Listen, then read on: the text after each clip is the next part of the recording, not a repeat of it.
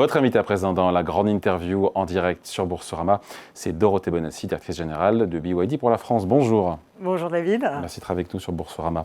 Les ventes de voitures électriques ont bondi, c'est assez incroyable, de 80%, alors on est sur le mois de mai. En France, 80%, c'est-à-dire que sur 10 voitures achetées aujourd'hui, il y en a 3 qui sont électriques, c'était moitié moins il y a un an. Formidable pour le marché, il y a une bascule, il se passe quelque chose. Mais on se dit, il y avait la crise, le pétrole était à 100, 120 $. Maintenant que le pétrole descend sous les 80, qu'on va vers un accord dans le Golfe, est-ce que les ventes de voitures électriques pourraient en pâtir? Ou est-ce qu'on a vraiment, on a changé de... Non, je pense qu'en fait, même avant la crise dans le détroit d'Ormuz, en fait, il y avait déjà un intérêt très marqué pour l'électrique. On était quasiment à 27% du mix de vente. Et là, on continue, en fait, ça a accéléré, bien sûr, vraiment cette accélération. Et oui, on va rester sur des niveaux très élevés. Et la France, sur les 5 grands marchés européens... Ah, c'était ma question suivante. Est-ce que la transition, elle s'accélère? C'est quelque chose qu'on voit uniquement en France ou on le voit dans les autres pays, grands pays européens? On le voit dans les autres pays européens, même l'Italie et l'Espagne qui étaient à des mix très faibles il n'y a même pas un an, à moins de 5% de part de marché. Là, ils sont montés à 10-12. Mais quand même, la France, ça reste le pays le plus électrifié en Europe, devant l'Allemagne, devant le Royaume-Uni. Donc on est vraiment le bon élève de l'Europe de ce point de vue-là. Justement en Europe, au premier trimestre, 60% du marché des voitures neuves est électrique et hybride. On a cette même proportion aussi en France? Alors, l'électrique est très fort, c'est 30% pur, 100% pur électrique, et puis l'hybride fait 22% à peu près. Donc on est autour de 50. Hybride, pas mild hybride, que moi j'assimile plus au thermique. D'accord. Quelle différence, pardon, que je comprenne bien? Il faut que tout le monde comprenne bien d'ailleurs. Mild hybride, c'est en fait une petite électrification à 48 volts qui permet de faire du start and stop, par exemple. Pas celle-là. Non, pas celle-là. Mais l'hybride pur, oui, ça, elle fait 22%. Nous, on arrive chez BYD avec ce qu'on appelle un super hybride, qui est une voiture électrique à laquelle on a adjoint un petit moteur thermique qui alimente la batterie. Donc, super hybride, et ça a permis des autonomies à plus de 1000 km. Et donc, un mode électrique en urbain. Et puis quelle voiture fait du 1000 km d'autonomie? Elle a 1000 km d'autonomie avec une recharge pleine et un plein en essence. Donc, et elle a combien cette voiture? Pardon? Elle est à quel prix, à quel tarif? Alors, bonne question. On arrive ce mois-ci à lancer une citadine, la Dolphin G. Elle n'a pas été encore lancée, elle va être lancée. Alors, la motorisation existe sur quand même beaucoup de notre gamme. Donc, ça a été la première, c'est Silio DMI. On est arrivé là le mois dernier avec l'Atto 2 DMI, donc il y a un compact SUV. Et en fait, j'insiste sur ce mois-ci parce qu'on lance la petite citadine. Les citadines, vous savez, en France, c'est quasiment la moitié du marché français. Donc cette citadine, elle arrive avec un moteur super hybride. C'est l'unique et la seule. 1000 km d'autonomie? Oui, 1000 km d'autonomie. Je reviens, pour quel tarif? 23 990 €. On peut faire 1000 km? Exactement. Donc, avec un plein? Avec une recharge complète et un plein... Et quelle est la répartition sur 1000 km d'autonomie? Quelle est la part liée au thermique et la part liée à Alors, en cycle mix, on est à 100 km d'autonomie et le reste est fait avec... à essence? En hybride, en fait. En hybride. Bon. Motorisation. Est-ce qu'il y a une bascule qui est en train de s'opérer, encore une fois, sur tous les grands marchés, avec des ventes de voitures essence qui sont en déclin partout? Oui, ça, on le voit partout? Ça, c'est certain, en fait. Alors, les États-Unis, je ne me prononce pas sur des marchés que je connais pas. Pensez au marché européen. Oui, marché européen, on y va. Enfin, on voit bien les marchés du Sud qui étaient restés quand même assez frileux sur le sujet, sont en train d'accélérer très fortement. Donc oui, on y va. Et pour le plus grand bonheur de BYD, qui est numéro 1 de l'électrique en Espagne, en Italie, en UK. Et puis l'Allemagne est en train de pousser aussi très fort. Je le disais, Dorothée Bonassi, 3 voitures sur 10 aujourd'hui en France sont des voitures électriques.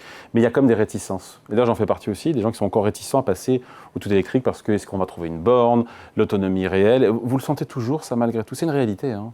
Oui, c'est une réalité. On n'est pas citadin, je veux dire, notamment. C'est une réalité, mais c'est vrai que on sent bien que les Français commencent à regarder quel est le coût d'usage d'un véhicule électrique par rapport à un thermique. Et moi, ce que je remarque en fait dans nos ventes, c'est qu'on a des gros rouleurs que sont des taxis, les taxis en province, les ambulances, qui sont en train de basculer vers du super hybride ou même de l'électrique 100%. Je vois bien la Sea Lion 7, qui est notre SUV, gros et grand SUV, qui vraiment fait une entrée fracassante chez ces métiers de taxi. Donc on voit bien que... Mais qui roule cela pour le coup en hybride essentiellement donc. Là c'est de l'électrique, ouais, l'électrique pur. Ouais. Les taxis... Ils font combien en autonomie? Alors, le Sea Lion 7, il monte à 500 km d'autonomie en pur. Ouais. Donc, oui, on voit bien que les Français font leurs calculs en coût d'usage, en coût global, et ils se rendent compte, bah oui, l'électrique, ça vaut le coup, il faut qu'on y aille. Donc, c'est vraiment intéressant, cette bascule qui est en train de s'opérer, qui s'accélère très fortement. Je reviens sur la discussion qu'on avait juste avant. Sur les 1000 km d'autonomie, il n'y en a que 100 qui viennent de l'électrique, 900 viennent... de la combinaison moteur essence, moteur électrique. Moteur électrique. Oui, parce que ce moteur électrique vient recharger la batterie. Donc c'est vraiment un hybride. C'est le moteur essence qui recharge la batterie. Oui, moteur essence qui charge la batterie. Et à quand un jour on aura une voiture électrique vraiment avec 1000 km d'autonomie? Oui, ça va arriver, c'est sûr. En tout cas, en attendant, il y a un des freins aussi principaux à l'accessibilité, à l'accession à l'électrique, c'est le temps de recharge. Les Français disent, moi je ne veux pas passer 45 minutes en fait, à recharger mon électrique. Et BYD arrive encore en pionnier. On l'a annoncé le 8 avril avec l'arrivée de Denza. C'est notre marque premium et technologique. Donc on a lancé cette nouvelle marque, mais pas seulement. On a lancé surtout en fait une prestation incroyable qui est de recharger une voiture. 400 km d'autonomie en 5 minutes. Exactement. Donc en 9 minutes. Il faut un superchargeur, j'imagine. Oui, voilà, il faut un superchargeur. Donc c'est les flash chargers qu'on a lancés aussi le 8 avril en disant ça y est, on arrive avec ces flash chargeurs d'une puissance de 1000 kW. Compatible avec, bien sûr, les batteries Denza et BYD bientôt. Mais pas compatible avec les autres. Alors, elles pourront recharger les autres, mais pas en fait à ces vitesses-là. Ouais. Et ça se développe à une vitesse incroyable. En Chine, en fait, on a déjà 20 000 de ces chargeurs en Chine. Il y en aura... 300, vous comptez en installer 300 en France cette année? Alors, on travaille pour une centaine de flash chargers cette année. Ah, 100, pas 300.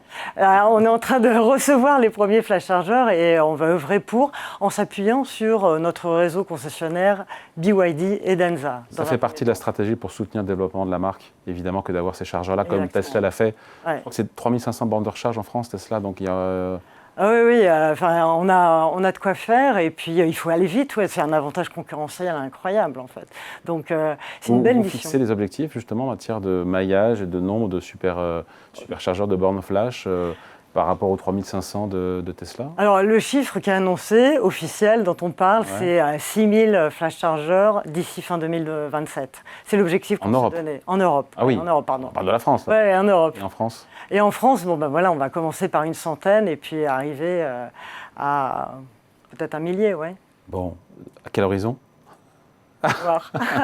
Bon, Denza, c'est votre marque, Dorothée Bonassi, c'est votre marque haut de gamme, vous l'avez dit.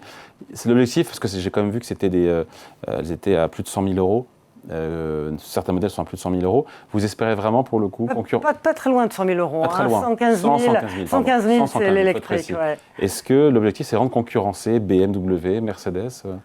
Oui, l'objectif, c'est de prendre notre place sur le marché premium, assurément. En France, il est quand même assez significatif. Il y a 200 000 véhicules premium qui s'immatriculent chaque année. Enfin, c'est à peu près stable. Et donc, oui, on veut montrer que Denza a toute sa place à prendre sur le marché français en tant que marque premium du groupe BYD. Donc, on a une belle ambition qui va, là aussi, en fait, se baser sur un réseau propre, un réseau de concessionnaires qui lui est dédié. Et on va commencer par 10 concessionnaires qui vont ouvrir d'ici la fin de l'année. Je lisais que vous êtes sur le mois de mai leader en France sur le segment des hybrides rechargeables. Vous me direz, c'est 1745 immatriculations. Mais ça dit quelque chose ou pas? 22% de part de marché sur ce seul segment. C'est là où vous voulez... c'est pas le cas depuis le début de l'année, mais vous êtes combienième depuis le début de l'année? On est plutôt au 20e. Ouais. Mais sur le mois de mai, qu'est-ce qui s'est passé sur le mois de mai? Comment on passe de 20e à 1er sur un mois? C'est vrai qu'on... Après, il faudra rester tous les mois, c'est encore une paire de manches. Non, on est très fiers. Quand on est numéro 1, bien sûr, on est fiers. Et là, c'est vrai que numéro 1 sur le marché de l'hybride rechargeable. Mais j'aime pas trop cette catégorie de l'hybride rechargeable parce que d'abord, en fait, une catégorie qui est plutôt baissière. Nous, alors on est dans cette catégorie-là, j'ai pas eu le choix, mais on est super hybride. Pourquoi plutôt baissière? Parce que le PHEV, en fait, il fait moins 4%. Ça, c'est vraiment la catégorie française, quoi. Ouais. Et nous, en fait, il faudrait créer une autre catégorie, une catégorie qui est super hybride, où on est, en fait, qui permet ce mode électrique sur des trajets urbains, quotidiens, travail, domicile, et en même temps hybride sur des plus longs trajets. On est vraiment à part, en fait. Et c'est vrai qu'on s'est mis dans cette catégorie PHEV, qui, moi, me plaît pas tellement. Alors, c'est vrai, on peut faire... Je suis assez fière d'être première, mais j'en fais pas plus. Bon, 2% de part de marché aujourd'hui, vous avez en France, c'est ça? En mai, c'est ce qu'on a fait. En mai, c'est à 2%. Et depuis le début de l'année? On est à 1,5%, mais on croît tous les mois avec... Vous êtes derrière MG. L'objectif, c'est de les dépasser, mais ce n'est pas seulement ça l'objectif. Oui, et puis dépasser d'autres aussi. On est à vous êtes fixé un objectif de part de marché sur la France? Oui, on s'est fixé un bel objectif. Alors il est significatif. En fait, voilà, on se donne quand même vraiment... Ce qui est clé, en fait, c'est de donner les moyens de réussir et effectivement de conquérir un maximum de Français à nos modèles, que ce soit du super hybride ou de l'électrique. Et donc, on a doublé nos ventes par rapport à l'année dernière. Là, on va rentrer dans une phase où on va tripler nos ventes par rapport à l'année dernière. Ça va très, très vite. Grâce en fait à un plan produit qui est absolument phénoménal. Tous les mois, quasiment tous les mois, on sort un nouveau modèle. Enfin, c'est quelque chose d'incroyable. Et des modèles qui, vraiment... que les clients français attendent, qui collent au marché européen et français. Et qu'est-ce qu'il y a de plus qu'une R5, par exemple, la Renault 5, là, qui fait un carton en matière de vente en électrique? Qu'est-ce que vous apportez de plus? La Dolphin G, par exemple, elle a 1000 km d'autonomie, elle a 100 km d'autonomie, 150 km en circuit urbain. Elle est à 23 990 €, elle a des équipements. Il y a tout ce qu'il faut. En fait, il ne manque rien. Il n'y a pas d'option à rajouter. Et voilà, tout simplement, elle va en fait vraiment conquérir. Et la concurrente de la R5 chez vous, c'est quoi pour le coup? Puisqu'on parle de. Voilà, c'est la. Oui, mais on ne peut pas comparer ce qui n'est pas comparable parce que l'une est une. C'est une super hybride et une électrique. Alors en électrique, on a la Dolphin Surf qui existe sur le marché français depuis maintenant 2 ans et qui en fait mois après mois s'installe. On fait une performance là en double par rapport à fin d'année. Donc ça y est, elle s'installe cette voiture, elle prend sa place et puis on croise les doigts. Vous savez qu'elle va être fabriquée en Hongrie d'ici la fin de l'année. Justement, j'avais une question là-dessus. Vous en êtes tout de la construction de cette usine en Hongrie? On dit que ça a pris du retard, c'est vrai ou pas? Alors, on va avoir, les premiers modèles vont vraiment sortir de l'usine cette année. Ça, c'est l'excellente nouvelle.